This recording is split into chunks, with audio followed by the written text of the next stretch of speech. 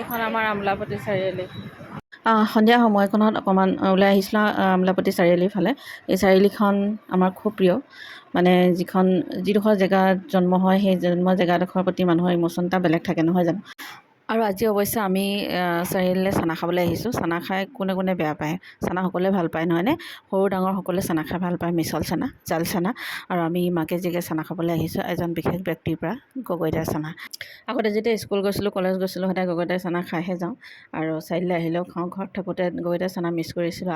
আৰু আজি যিহেতু ডিব্ৰুগড়লৈ আহিছোঁ, ঘৰলৈ আহিছোঁ, তো গগৈদাৰ চানা নোখোৱাকৈ কেনেকৈ যাওঁ? সেইকাৰণে খাবলৈ আহিলোঁ আৰু ভাবিলোঁ ভিডিঅ' এটা এনেই অকণমানকৈ কৰোঁ আৰু আপোনালোককো জনাওঁ। গগৈদাই ধৰিব পৰা নাই ন? আগতে ধৰি খালোঁ ষ্টিন এটালৈ কাম কৰি থাকোঁতে। বেছি নিদিব, বেছি হৈ যাব। সেই জ্বলা দি দিলে, মই দেখিয়ে পেট পৰিছে মোৰ।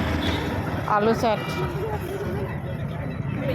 মই এই মিঠাখিনি যে ইমান মজা লাগে খাবলৈ।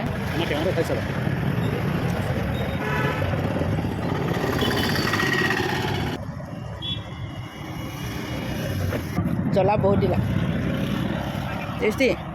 ডিব্ৰুগড়ৰ চাহটো এনেকুৱাই।